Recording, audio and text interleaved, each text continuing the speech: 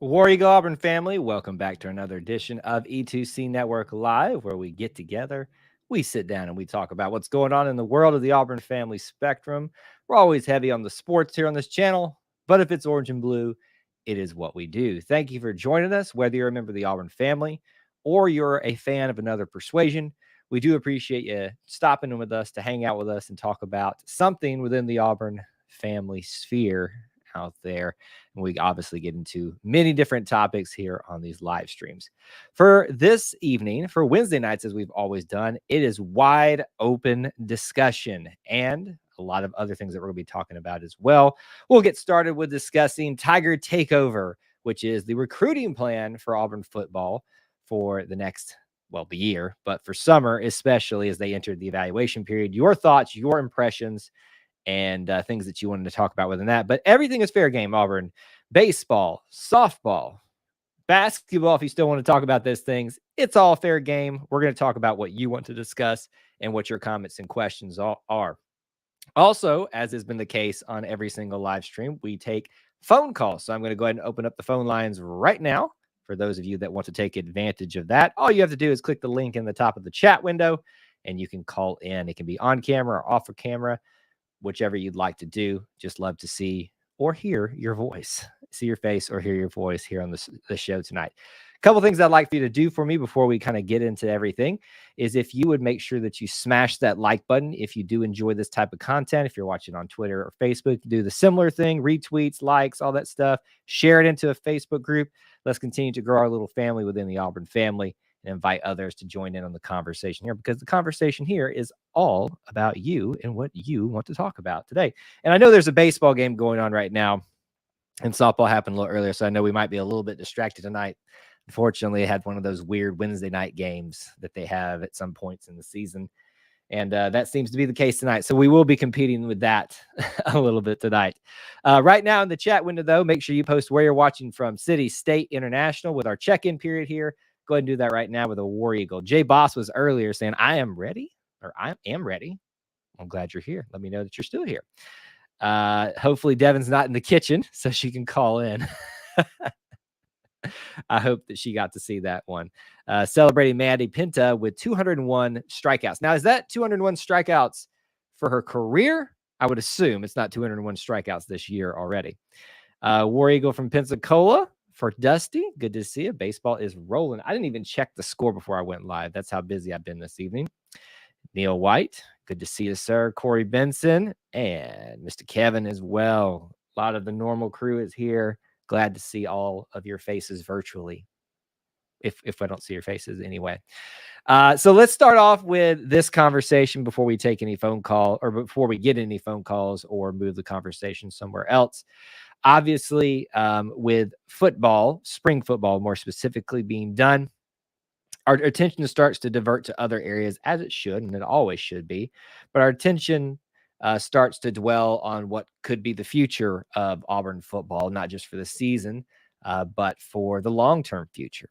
And summer is what we move into is called the evaluation period in recruiting, where they can start doing a lot of visits, in-person visits, and making connections, not just with players, but making connections with coaches, with communities. And it really is where the recruiting cycle hits overdrive, because the coaches have ended spring practice. The coaches have given out assignments for the summer, the schedule, what's the whole structure of what they can and can't dictate within NCAA rules for what they can do during the summer. But really, they have a lot of open time from now until about August, and for the head coach, July, when they do SEC Media Days, if that's when they do that again, to start recruiting. And so Coach Harsin has opened up with his campaign, calling it Tiger Takeover, where they're really leaning in and focusing on the recruiting cycle for this summer and making it a goal themselves. I think I saw in one article there's 230 something high schools in Alabama. I don't know if that's just AHSSAA or however, forget the acronym, but the public school system. I don't know if they're going to be going to private schools. I went to a small private school in Alabama when we hardly get any looks at. Although O.J. Howard went to or played in the same, not when I was there, but played in the same a little small private school league that I played in, and he came out of there. So I guess it happens every once in a while.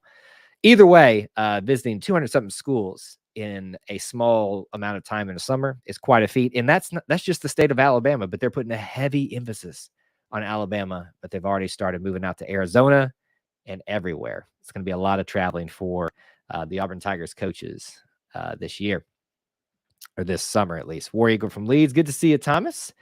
6-0 good guys, bottom of the third. And he did make it sound like a mob hit earlier. I saw that. Will you be watching the NFL draft next week? Yes.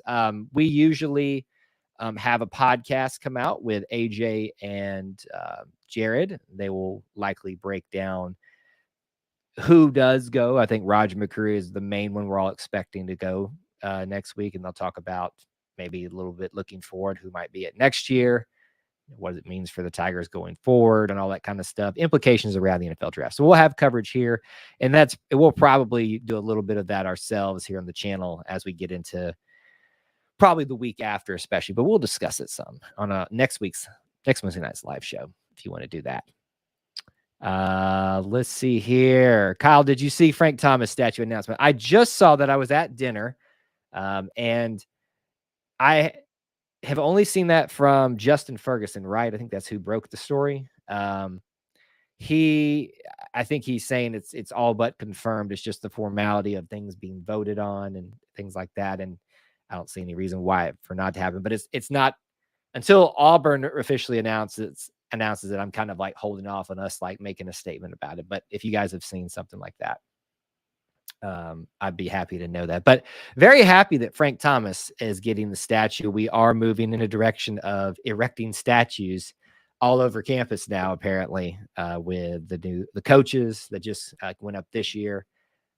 Charles Barkley got his not too long ago, and now, frankly, Frank Thomas finally got what he deserved in being recognized as the cornerstone of Auburn baseball in terms of who's your biggest name out of there. You can throw names, obviously, like Tim Hudson out there too, but he hasn't been out of the game that long, and there's got to be some time to go from that. Dusty says, my sources say Roger to Tampa Bay. Now, Dusty, somehow I think your sources are a little bit selfish. I don't know. I actually haven't looked a lot into Roger, where he will end up. So if he ends up there, that's great, because they have done a good job of accruing Auburn defensive back talent. And I want to see that going forward. Neil says Roger McCreary will be a Viking. I don't care where he goes. I just want to see him go high, as high as possible. From what I understand, Roger did not have the best NFL combine, and thus has kind of fallen back a little bit. In fact, there was a post, I forget the Twitter handle, but it's one of these major college football analysis channels, groups. And they posted, who's your best defensive back in the board? And you saw the Cincinnati guy, you saw what's his name from LSU, you saw a couple others, but no Roger McCreary. And that kind of spoke to the media pundits are wrong a lot of the time. I mean, as we all are. But the fact that he wasn't even mentioned in that group of 5 or 6, it's a little bit of a slap in the face, to be honest with you. Roger will be a second-round pick. I hope not. I really, really hope not, because he is very much deserving of first-round money, and I'd like to see us continue to put in surprise first-round picks, especially defensive backs. I think this will be the first time after the season in a long while where we haven't had somebody go in expecting to get drafted pretty high defensive back wise. No one cares about the pundits. Well, some people do care because they're able to hold jobs down. So obviously somebody cares. So my wife works mornings at a bakery. She got to meet Carlos Dansby this week. Isn't that cool? I got to meet Carlos Dansby a long time ago at a Auburn basketball camp. Why? I know. He was there. He was a player then. So obviously times have changed. He's changed a little bit. But I remember like how scary of a man he was. And obviously one of my favorite linebackers that Auburn has produced in the last couple of decades. I really, really I like him, and he's kind of the quintessential linebacker for Auburn when you think of that kind of. I think he was a little bit undersized too, right? and a rule had to be created for him. A lot of people forget that from the Peach Bowl against North Carolina because of him intercepting a ball out of bounds, throwing it back into play backwards, technically still live. And I think it was Dontarius Thomas who caught it. And so they had to kind of figure out if that's legal or not. Corey clarifying on the Frank Thomas statue for us. The approval vote for the trustees for Frank's statue will be Friday. Well, there you go. And we'll know this Friday. I'll tell you this much. I always get hesitant saying this because I don't want it to seem like I'm just kind of saying that to like, oh, you're going. I may actually be going to Auburn this weekend. There's an outside. It's kind of a 50-50 at this moment. So if that's the case, I will go take a picture in front of the Plainsman Park and try to figure out where that statue will be. I would imagine, just thinking about the spacing of where they could do it, it's probably going to be, I'd hate to say that, you're going to be right there in the middle. I mean, not to hate to say that, but it's probably going to be right there in the middle where the ticket booth is, to be honest with you. Let's see here. Oh, your wife decorated Carlos Dansby's mom's birthday cake. Well, isn't that special? Carlton fell when he shouldn't have. Bad pro day or whatever. The film doesn't lie. It doesn't. And I think you have to take the film and what they're currently proving they can do in the hand in hand. If his tape is impressive, this being, not Carl, I said Carlton Davis. Or we talking about Roger? Are you talking about Carlton Davis in that? Either way, yes. I think that, obviously you need to take both of those hand in hand, but you can understand why some people seeing maybe less than ideal measurables might drop someone down the board right now. I got to work for Pat Dye once. My dad landscaped his house in Reeltown. So was that like all his land? Are you talking about the farms he had? Because if that's the case, that's pretty crazy. I actually interviewed a gentleman on Auburn Roots, which I keep saying we're going to be getting started here soon. We will. It's coming. And he actually was one of the landscapers out there for Pat Dye's land, and kind of considered him like a father figure. It was he was this very stereotypical kind of country guy, and didn't seem like very big on the emotions, but you could hear the emotions in his voice when he was talking about Pat Dye and how it made him feel about that. All right, we got a couple other comments and questions we'll get back to in just a little bit, so just hold on to those for now. We got our first caller, one of our regulars, Mr. Kevin. How are you doing, sir? War Eagle, Cal. How are you doing? War Eagle, Kevin. I'm doing just fine. Happy to see your face and happy to talk to you. What's on your mind? I think our wide receivers will do real good this coming season. I hope so. I hope you're correct. So who do you think is going to be? Give me like two receivers that you expect to have better than expected years. Cedric Jackson, that's one of them. Mm-hmm. And Omar Kelly from Hewitt Trustful. Amari Kelly, you think he'll have a pretty breakout year? Yeah. Well, there's a couple new names coming. Omari Kelly is one of them. Jay Fair. And Camden Brown. So a lot of people are pretty high on Camden Brown, expect him maybe to have the breakout season or make waves when he gets here. I'm game for whoever wants to do that because Shedrick's got to have some help. He's got to have somebody draw attention away from him and not make him the only guy that they can key off of. So there's a lot of opportunities this year. Capers as well. So yeah, there's a lot of names that are currently here. Capers, Javarius Johnson. I'll even throw Landon King into the mix, even though he's technically he's good. I'll throw him in the mix, even though he's a tight end. But we've had a lot of these guys be here for a while, and nobody's, whether that's because of certain circumstances or they just haven't gotten it done themselves, nobody's risen to the occasion completely.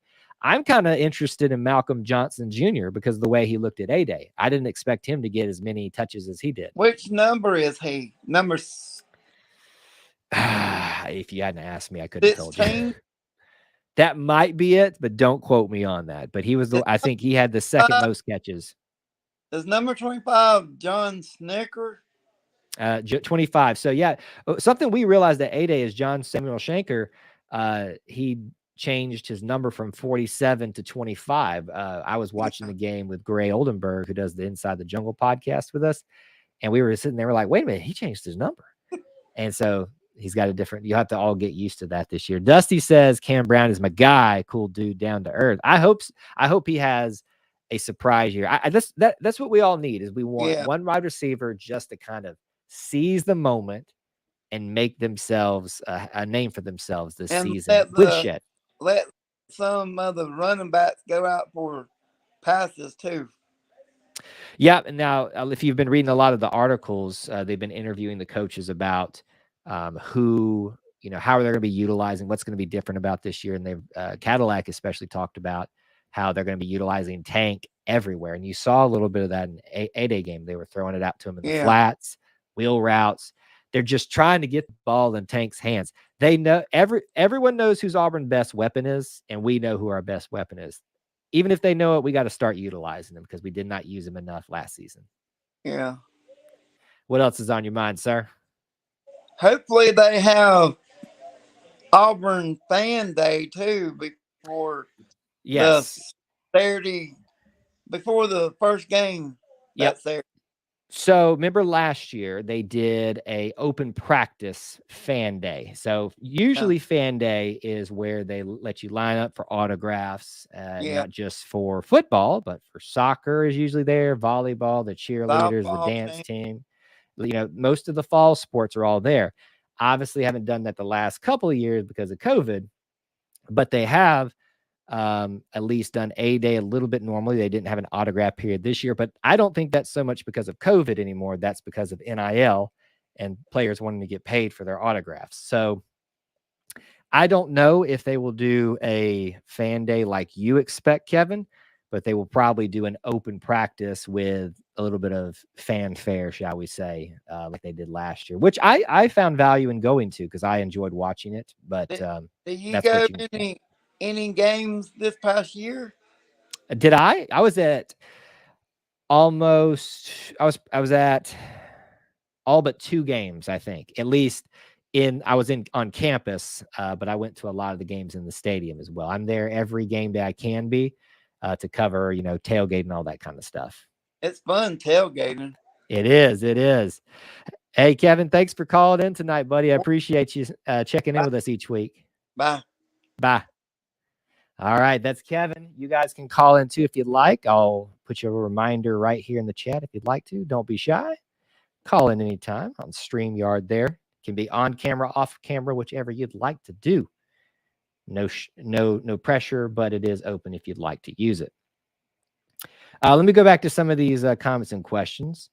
This is a bit rough, but we'll go with it. AU should erect a Harvey Updike statue by Toomer's Corner for students to vandalize. Well, we kind of already doing that with our own property, so it's kind of a moot point, but I get the funniness. Today's actually the anniversary of the last roll, the big event they threw where 85,000, I think it was, fans came to the A-Day game alone, the record number. And even more. I was there that day. It was one of the most surreal events. And I got to thinking it's 9 years since that day. Next year for the 10th anniversary of that, we'll probably do something special like a podcast or something like that. But I do want to take a look back at that because it was one of the best moments in Auburn history in such unfortunate circumstances. And look, I know we're talking about 2 trees. We all get that, but it's not about the trees. It's about what they meant and what they brought people together around. So just you reminded me of that. So I wanted to bring that up. And something I wrote an article about it. It was actually shortly after Harvey Updike had passed away, talking about what his legacy will be. And I shared this on social media today, and I want to share it here. Harvey Updike's legacy is not going to be, I'm trying to quote it out of my mind, Spike ADDF, whatever he used, the fines he didn't pay, or even, the hurt he caused. His legacy is going to be that image of everybody gathered at Toomer's Corner together.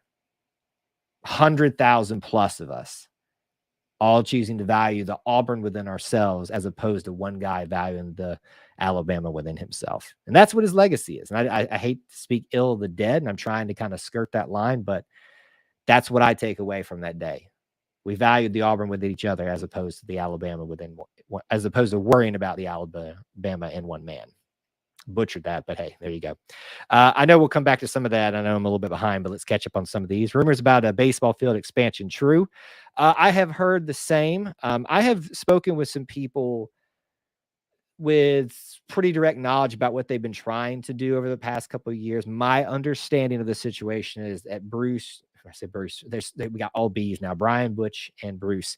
Butch has not gotten some of the financial support that he thought he deserved, but the program needed until a lot recently.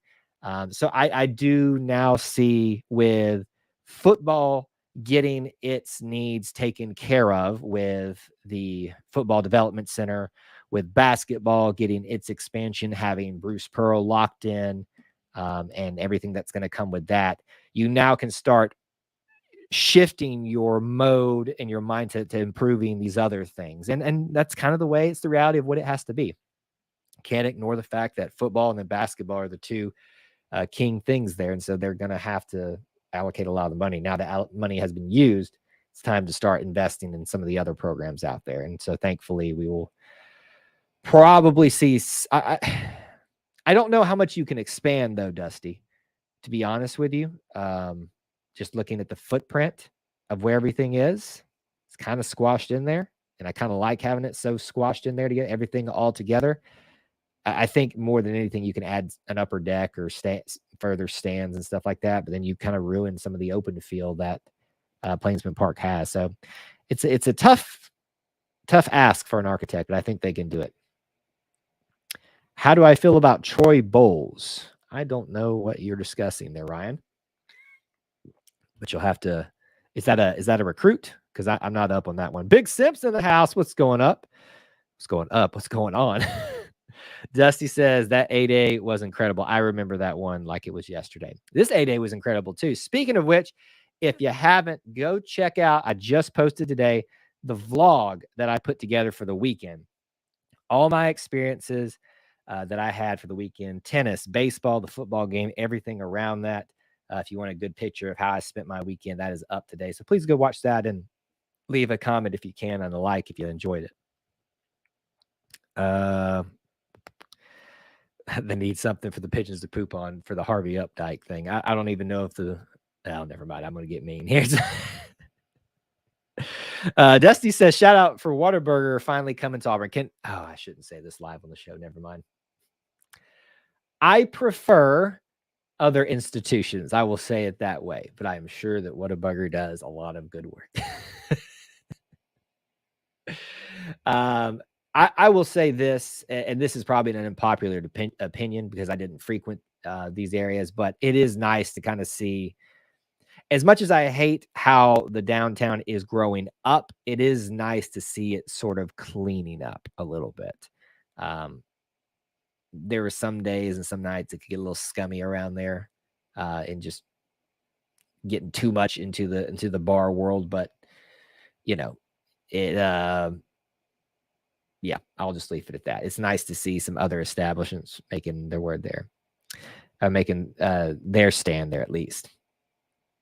Jonathan Mincy almost knocked out his teammate on 8A. Are you talking about the one where he got ejected? I don't think that was Jonathan Mincy. I think that was who was that? Maybe it was Jonathan Mincy. I can't remember though. Ryan was asking earlier if I knew what I think about Troy Bowles. Haven't really looked him up. Ryan, we talk a little bit of recruiting here, and that's obviously the topic tonight. We'll bounce around back on that, but haven't really looked too far in Tim. I don't watch a lot of the film, and this was apparently very controversial for some people. Like, to me, you can only learn so much from film. At least they're high school films. I would rather talk about what I'm seeing when they get to college and stuff like that. So here's the thing. Everybody's high school film looks good because that's the point. You're selling each other. But when they get to pros, you're seeing the good and the bad. Even in the highlight videos, because it's not about just you. When it's just about you, they're seeing these, I think they're called huddle videos. It's all your highlights. You don't get to see the bad with it. Whataburger's opening all over Atlanta area this year. I haven't noticed that yet. They must be all over your part of East Cobb, but not mine yet. Devin, what's up? Hey, fam. Sorry, late mother-in-law came to town today, and we had a late dinner. And there's baseball going on right now, so I understand we're missing a few people, and people are probably a little distracted. But that's what happens in. I think I heard that the SIDs call this the overlap season or something to that nature because they each usually have one main program. And SID is the sports information director. For those of you that don't know, is kind of the person you go through to talk, interview people, all that kind of stuff for football, basketball, baseball, tennis, golf, all that stuff. And sometimes they'll have an extra one on top of that. And sometimes there's a lot of overflow. Like, for instance, Kirk Sampson, if I think this is still how it works, he's over football, but he's also over track and field as well. So he's got spring and track and field to do. I think Shelley Poe, I don't know these guys personally, but I just know from being aware of the situation. She helps with football, but she's also over tennis as well. I believe that's how it works. So she's got that overlap as well. Neil's an In-N-Out Burger fan. I had In-N-Out Burger, and since they're not really here, I won't care about disparaging them. Didn't like it. It was just like a certain other place. Let's see here. Big Simp. I was in town for A-Day. We rode our bikes down, and some of the riders were turds, Alabama fans, and they were raving about the atmosphere, the food, and drinks. We just went to the bars. Well, there you go. Auburn's got a little something for everybody, doesn't it? I'm happy that you got into town, even if it was just to be there and take in the atmosphere, because it is, it's a great place. And it's why that, my hope is to one day live there, be operating from there. But for now, I travel there as often as I reasonably can financially, which is why I potentially might be there this weekend. Kind of an opportunity arose. There might be a chance for me to hang out there Friday and Saturday, but don't know that for certain yet. Definitely will find a time in May, though, to come down there. The honey butter chicken biscuit is on point. I have heard that is really good, and I need to try that. Now we're debating everything. Here's the funny thing about this. So if you guys haven't listened to the podcast, what are you doing? You need to subscribe to that too. You can find it on Apple Podcasts and stuff. There's a podcast that's probably like 3 years old at this point. My guys, for the longest time, threatened that they were going to do this, and they finally did it. And of course, I never really say no to any content. So they said, we're going to have a best chicken place in Auburn debate. And so they debated Tenda Chick, Guthrie's, Zaxby's. Of course, they know I love Zaxby's, so they disparaged that as much as they could. Through Sackley's, all the stuff. And we had that debate right there. Let's see. Visto, are you going to tune into the basketball walk-on versus football players game? Okay, so I actually have been out of the loop a little bit on this. I saw a little bit about that. Is this going to be like televised or broadcast? Because if that's the case, I need to know when it is, because I want to be there if I can. Because that sounds quite entertaining. I took it as not serious, but if it's developing into something serious, I kind of want to be there. Rob checking in. Good to see you. Let's see here. Coming down here. I'm a communist for not liking In-N-Out. Well, color me a communist then. If you knew me, that's the furthest thing from the truth. Oh, we got a home run. Look at that. Who hit it? Was it Sonny? And they are playing Kennesaw State. Corey, we are glad that you found this channel too, and we're happy that you're a part of it. So we thank you so much for your support of it too. Listen, I value each and every one of you guys for being here and being a part of this, but we're not the biggest out there, and we probably never will be, but I really like our little family within the Auburn family. So thank you, Corey, for speaking that. TJ Finley and Katie are supposed to go live on Instagram, like talking about it. Is that how it's going down? I do appreciate the level of marketing that some of these players are taking on for themselves and for others. with utilizing their platforms. That's the one thing about NIL that I have found entertaining is how much more engaged athletes have been with Auburn. And for that matter, just bringing it back to what we started talking about tonight, recruits as well, trying to sell themselves. With that, it's a double-edged sword, right? You got to be careful what you're putting out there. I mean, we've seen an increasing amount, at least now that the news cycle is constant, more aware of stories of players losing offers because of things they said on social media. So it's a double-edged sword. But for those that are smart, know how to work the system, so to speak, this is a prime time for them. You don't think it was too serious. Well, I didn't think so either, but if there's a game happening and there's a way for it, like it's public, I want to be there for it. John, good to see you, my friend. Where you go? By the way, I sent you a message a couple weeks ago in the Booster Club. Go check that out. Just wanted to catch up with you about something. Go check that out if you haven't. Yahari from San Antonio. What is going on? We got Texas all over the place in here. Devin's in Texas. Yahari's there. I've been to San Antonio once before too. It was a pretty nice city. No complaints on my end. Nick Saban's interview with Rich Eisen about NIL money is very good. The man is a genius. I haven't, I frequent, or I should say, I try not to frequent Nick Saban type of things, but I heard a little bit about the conversation, and yeah, I find it interesting that this guy, from what I understand, is talking about the cheating that could go on with NIL when we all know the cheating that has been going on at Alabama. Do I have the proof, the actual written check to show you? No. But you don't drive around in a Dodge Charger as a 18-year-old on campus without getting some support. There's not many college athletes that can pull that off. Not many, not to that degree. Some, yes, but not a lot. So I found it interesting and ironic that he was complaining about cheating, but he's not wrong, right? NIL was put out there, and is now being used as a recruiting tool without really any regulation, as long as you can just document what's happening. And Texas A&M is like the prime example of using that to the fullest.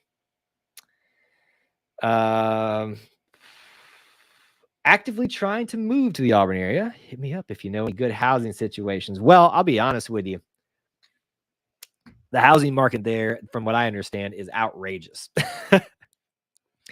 I don't know if you're looking for a house or an apartment or stuff like that, but good luck. But what I would say to you, Dusty, if you're actively looking for a way to live in Auburn right now, you need to do it now before the college crowds return in the fall. Because then they're probably already booked up, but if you're looking for an apartment, you need to get on it right now. The housing market in there is just ridiculous. Dusty says, went to school with Trent Richardson, can tell you for a fact he got paid. Let me hear the juicy details. Tell me here. We're not worried about burning bridges with Trent Richardson, so tell us. Saban just mad because Texas A&M is putting more money in the Bama. Okay, gotcha. Yeah. To me, Saban's comments felt like the guy who has had it his way for a long time, and then now that it's not his way, everybody else has an opportunity at least to do the things legally that he's been doing. That's what it kind of feels like.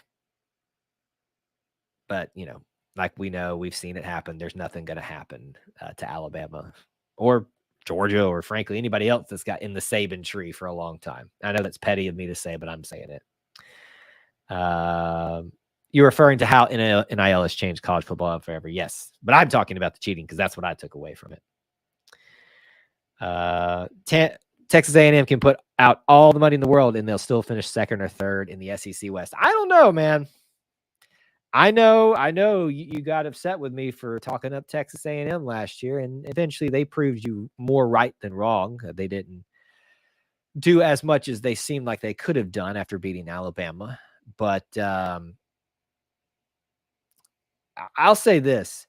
If Jimbo Fisher can't get it done in the next 2 years with what he's pulled in, he ain't going to get it done. I think that's a fair statement to make. Let's see. Gentilly Park. That's my old crib. There you go. You're getting a lot of a lot of options there. Wilbur Jackson got paid, saw his new car. He went to the same high school. Well, we're just sharing all kinds of stuff tonight. Dusty says you'd be better off living in the small towns or countryside around Auburn, like Alexander City or Tallahassee. My dad was from Tallahassee. I actually have a lot of family in Tallahassee, and I have nothing bad to say about Tallahassee. It's not as close as you think. And Alexander City, so he's like telling you to live within 30 minutes. Listen, yeah, I mean, I think there's something to be said about that, but my hope personally is to be within the city limits ish of Auburn and Opelika at some point. Living, 10 minutes out across Moore's Mill or whatever would be fine in my book. Anyway, all right, let me shift gears back to what our conversation kind of started with a little bit, because we're a little over halfway through our show point here. The recruiting, the Tiger Takeover that Coach Harsin is focusing on this summer. Are you happy that so much emphasis is being put on the state of Alabama? Or would you like to see more emphasis be put in some other areas right now? Like, meaning, I'm not talking about positions, but like other states. How do you guys feel about that? I think obviously that's kind of it's a leading question, but I'm just interested in you guys' perspective. Are you happy with that mentality? So much emphasis, and it's not something that they don't do every year, but it seems to me like there is a focused intent structure of their campaign built around reestablishing Auburn's relationship in the state. Frankly, it was something that I thought was going to start with Cornelius Williams this past year. That didn't happen.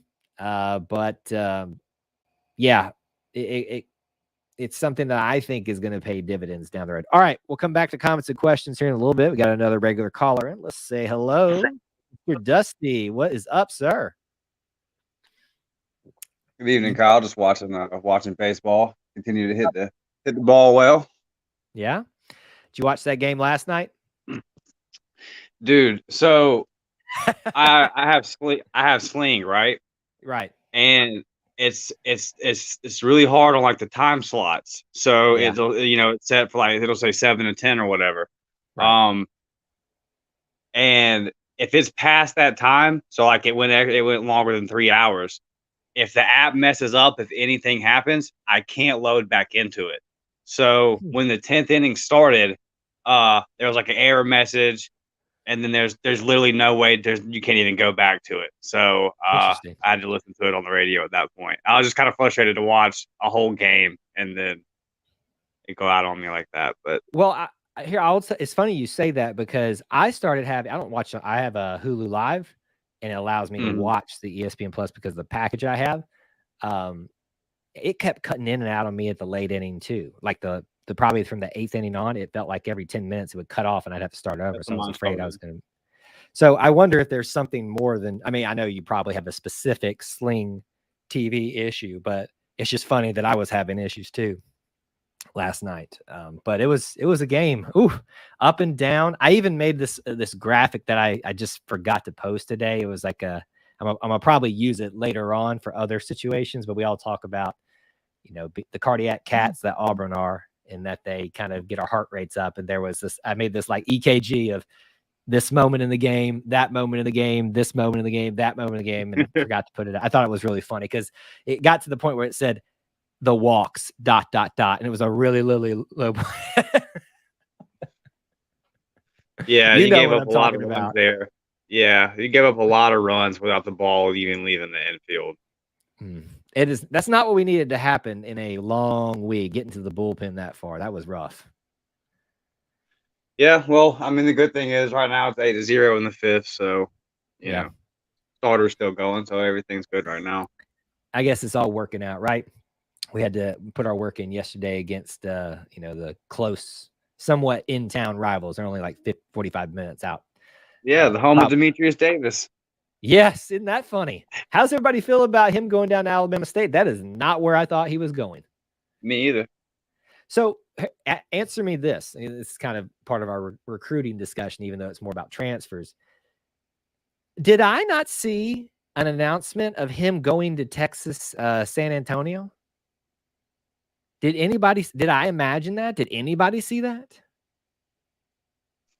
I didn't see anything. I was actually worried because he had put out, I hope I still get all the love when I put pen to paper. And I was like, oh God, that's gonna be an SEC West team if you're talking You like thought that. Alabama. No, I'm sure that Alabama's got like 3 5-stars lined up or something ridiculous. So I'm sure they're not even worried with our leftovers. That's a travel team, dude. That's like a you know how the soccer teams have like club? It'll be like such and such FC. That's Tuscaloosa FC. And the fact that we even compete with them shows how much better we actually are, like as a program and stuff. I mean, they're the guys. Like I actually lived on LSU's campus for a little bit. My best friend was going there, and one day we were playing pickup basketball, and like Jordan Jefferson just showed up with a couple of like walk-ons from the team, I guess. I don't know any of the other players, but yeah, you already know what happened. We were getting dunked on, like it was ridiculous, and it just made it no fun for anybody. It's like, all right, dude. Well, you're a D1 athlete. You're training every day with like you're top notch. Yeah, man. Like we worked and went to school today. Yeah. And that's just what Alabama is to me. It's just they're that guy. They're like That guy. they're like D1 basketball team that shows up to the gym and beats everybody. It's like, all right, dude. I remember when I was at Auburn, I used to go in at least probably twice a week to the gym and play pickup basketball, which was very busy all the time. And the current basketball players, I think Lucas Hargrove, if you remember him, came in and started playing in my game. And I'm like, first of all, I'm like, you're not that far removed. It was in the summer, but you should be not probably doing this, right? Probably don't want to hurt yourself out here. But of course, he came out and dunked all over us and stuff. So I've experienced something like that. It's just like, come on, man. You're out here killing us. There's a reason that we're showing up to a rec open gym and we're not on the team. As much as I like to think of my skills, I'm nowhere near that. But anyway, on the topic that I was kind of discussing before you called in, what do you think about the Tiger Takeover campaign? You like a lot of the emphasis being put on Alabama? Yeah, from what they say that this is a really deep class coming out of the state. Usually, Georgia's a little bit more loaded, but they're saying like this year, this class, Alabama's probably got the most talent in the country. So, and then we heard all about how the relationships weren't formed, and Harsin was the first Auburn coach not to go to that Georgia's high school banquet or whatever it was, just a bunch of that little stuff. So it's a good idea. Like I'm sure that last year he still had some COVID restrictions or whatever. Right. And that was one thing that I feel like in all the sports pretty much it got overlooked is that Auburn's selling point is the campus. Auburn's selling point is the atmosphere. And going almost 2 years without being able to sell your top thing, your top product, like what the whole thing is. Because you see it when a kid commits in any sport, you see what they say. It's family. It's about the atmosphere. It's 100%. That's what they say. Right. So we haven't been able to get guys in there like that. So, we've talked about, we've definitely seen the way that Harsin is marketed. They've done it like completely different. They're showing him in a different light. He's definitely been like more open and more available. And so I just think it's part of it. I mean, the guy almost lost his job after 1 year, so he's doing everything he can.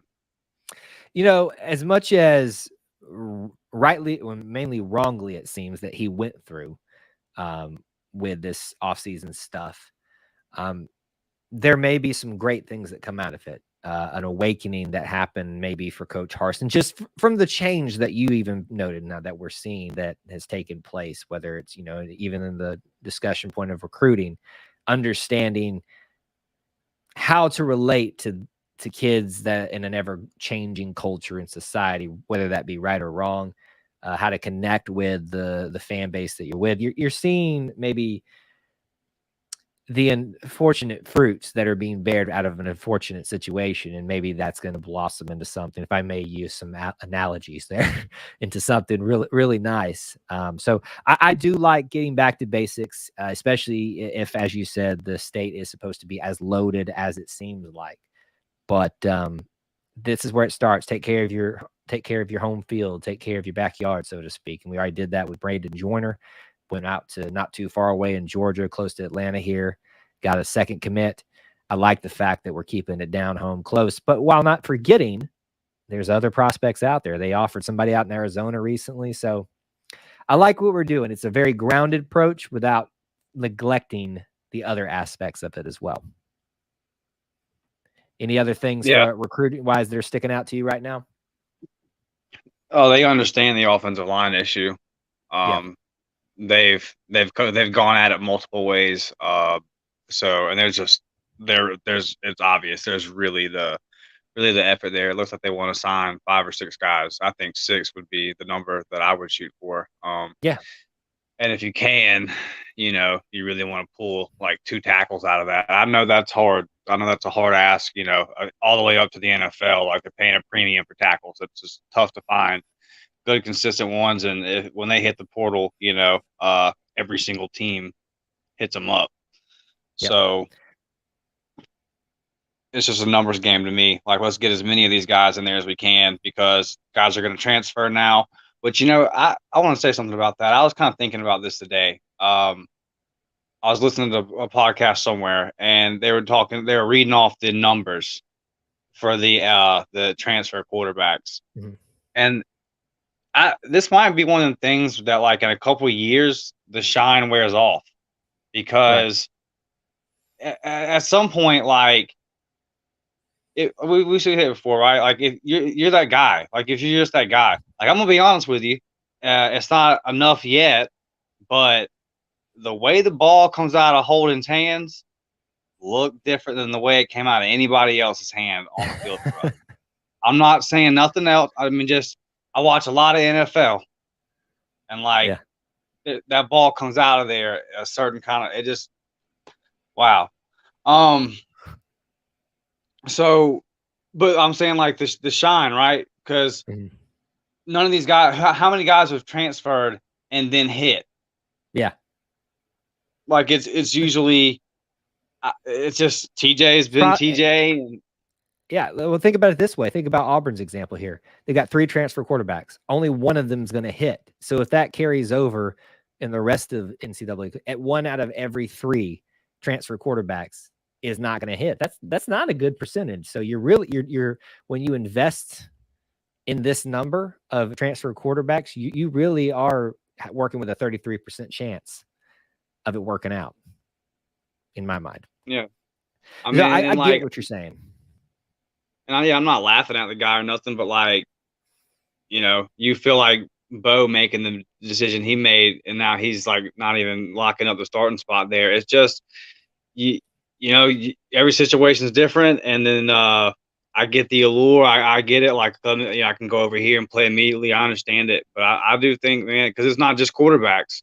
Like, the Malik Willis is kind of like the only one you can really, a lot of these guys just at every position. Do you think that J.J. Pegues is going to go to Ole Miss and just ball out?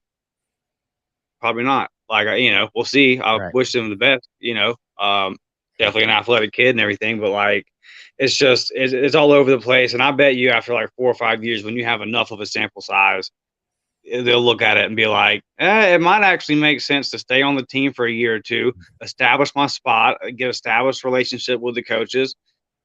Maybe I do need to sit a year or 2 and learn the techniques. And this is big boy ball up here, and I'm not just the best guy on the field and just dominate. It's the real deal up here now. You're playing SEC West football, like you see it. Auburn with the #1 hardest schedule again. So that's just what it is. Every year. Yeah. We play Western Kentucky in between A&M and Alabama, and come to find out Western Kentucky had the top-ranked passing attack in the country last year. Okay. Yeah. Just, nice cupcake game, guys. nice scheduling there. Listen, as many things are in life, football is cyclical. It's cyclical in what works on offense, on defense, on special teams, in gimmicks, and in strategies. And the transfer portal the luster of it will wear off at some point. I don't think NIL is going anywhere, or will its luster roll off as quickly as some of these other things. But, my point is things tend to come back around, and there will be some recognition, the smart ones, of sticking it out somewhere. And I think it also, for us as fans, we really need to be appreciative of those that come back and stick it out. Shedrick Jackson gets much maligned, and he chose to come back for an extra year. Now, he needed that if he wants to continue any type of career in football. So that's an obvious decision there. But this is a guy that stuck it out here. And, he could have done anything, and I'm not knocking guys like Sean Shivers, because I do think that Sean was not going to get the time that he needed here in a fifth-year situation for him. So I think it makes sense in certain situations. I do think, like you were addressing, that the microwave society that we live in right now, as it pertains to football, it'll wear off at some point. Hopefully. Yeah. Yeah. I hope so, man. This is nuts. I mean, you got, how many guys have we had into the portal? Oh, I lost track, man. It was like 20 something at one point, I think, about. If we're talking about just this year, I think it was, maybe it wasn't 20. Maybe it was like in the 15, something like that, but a lot. Yeah, I want to say it was north of 18. It's Yeah. and that's kind of one of the things too. It's like I understand the animosity towards the board of trustees. Trust me, I get it. My dad's always told me, Auburn's its own worst enemy kind of thing, and I've heard that my whole life. But and I get it. But if I was on that board of trustees, I'm launching an investigation too. Like, I feel like they were just doing their job. Maybe they didn't go about it the right way, but like some of that stuff that came out with that, you don't know if that came from the board of trustees. Like that, Right. That's just dirty rumor mill stuff on the internet. Yep. I never saw the school really address like particular parts of all that. That just seemed like I said, low down internet stuff that anybody can get away with, and you can't really track it, kind of thing. So I'm just saying, like, I don't think it was really, I don't think they were out of pocket for launching the investigation. If you've got that many people leaving and then they're all kind of saying the same thing, I haven't seen that, and so we'll just kind of have to see how it goes, man. I don't, like I've said before, Auburn will probably go to the national title or something this year just because we shouldn't. Well, now we won't that you said it, but thanks. You see, Dusty, we don't talk about these things when we know it's going to happen. Okay, we lie in wait and then we strike.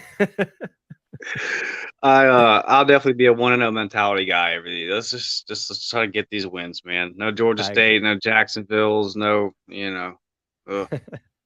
None of that again. Let's not relive that. Hey, man, thanks for calling tonight. Good to hear from you. All right, buddy. War Eagle, man. War Eagle, man. All right, I have time for probably one more call if anybody else would like to call in. I'll leave it open for just another minute or two. If you want to pop in and say hello, doesn't have to be on camera, but you can take advantage of that. If you got any more comments or questions as we kind of get towards the end of our show tonight, drop those in right now. We talked a little bit about recruiting. We've talked a little bit about baseball, the statue being announced just shortly before we went live here, or the news that it was likely that Frank Thomas would be getting a statue. We've addressed how baseball's doing, even despite their loss of the series against Mississippi State, having a great comeback there, and what they're heading towards too as well. Some comments from earlier. Just want to see where the size of prospects would benefit us from different parts of the country. This was us discussing a little bit about what we want out of this recruiting campaign for the summer. I would like to get running backs from the South. I would like to get wide receivers from the West Coast because most of them are 6'3".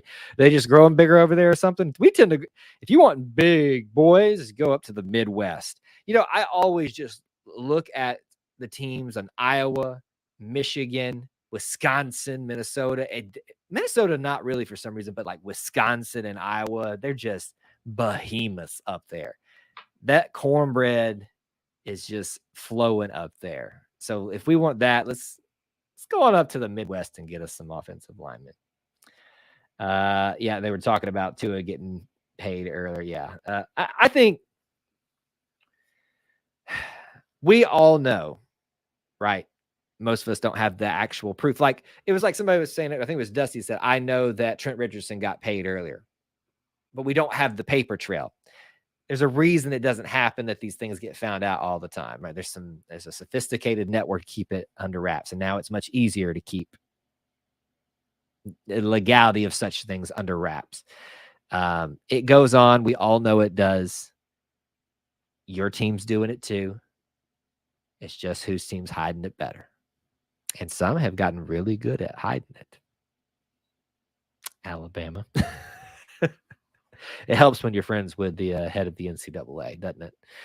Anyway, I shouldn't go down that rabbit hole too far. A couple things I want to keep you a reminder of here too as well. We're still in kind of a watch mode for who that last player might be on Auburn's basketball team. Johnny Broom of Morehead State. What was his name? Hayden something from Tennessee. There was a guy out of, I think, was it a South Carolina team? No, NC State at 1.2. And then obviously, I think Julian Phillips from the other LSU decommit is likely to pay Auburn a visit too. So that's up in the air as well. So it feels like we're kind of gearing towards, there might be a little bit of a uptick in the Auburn news cycle, whether it be how Auburn and baseball and softball are doing, recruiting for basketball and things like that. So I'll just kind of sit back. Imani Bates as well. That was one. I don't know if that's going to happen, but it's always funny. I shouldn't say funny because I don't want it to sound like I'm making fun of everybody that does this, but everybody like says, go get him, or just says, this is who I want. Do you really know that you want him? Is he really the best fit, or she the really best fit in whatever recruiting, sport in, softball, gymnastic? Are they really the best one? I don't know, but it's always funny just to watch the go get him. Is he really the best one? Colin Sexton got one game. We just finished that investigation. LSU still going through it. NCAA is a joke. Well, we all knew that anyway. But anyway, that's a rabbit hole I shouldn't even go down. But anyway, all right. Couple things. Last minute comments and questions. Get those in right now. We're going to go ahead and close down the phone lines for the night. Thank you guys for calling in. Those of you that did and taking advantage of that. Please do make sure you smash the like button if you haven't. Reminders for you. Check out the vlog I put out today for my time at A-Day. You'll see some footage from that Friday and Saturday, which includes the spring game and stuff like that. So hope you'll check that out. And some of the links in the description to look at. You can join the Booster Club if you'd like, or you could even become a channel member here. Hit the join button. $1 a month is all it takes. You can get icons next to your name, level them up over time. Access to emojis. It's easier for me to see your comments on our busier live streams. And I know it doesn't seem like that happens a lot right now while things are a little slow, but trust me, when football season gets here, we'll kick up a notch. So that's some of the perks that you get for joining the Booster Club. $1 a month is all it takes. So thank you guys that are already part of that. Those of you that have considered being a part of that, it's a huge help to keeping the lights on here. Corey says, Manning to Auburn, wishful thinking. Yeah, that is big wishful thinking, my friend. USC got caught because of the dumb Bush flaunted. Because of his fun, it's the big dummy. Yeah, that was a dummy move on his part. It really was. All right, guys. Thank you so much for tuning into the show. It was great to meet with you guys as always. We'll be back again next Wednesday night live here. Hope you can be here. Stay tuned in case I do go to Auburn this weekend. I'll be sharing some stuff on social media. Obviously, Booster Club members, I'll give you guys insights I give no one else. If you want to check that out. Easy thing to do is hit the link in the description or go over to patreon.com/E2C network. It's technically doesn't charge you till the beginning of the month. So now's a good time to hop in there for $1 a month. See if you like it. If you don't, you can bounce out at the end of the month. But thank you guys so much for being here and being part of our little family within the Auburn family. You are the best Auburn family out there. And thank you so much to many of you that continue to carry the banner. #E2C for life. Until I see you again. Be here next Monday night for baseball or Wednesday at 8 o'clock Eastern time. Till then,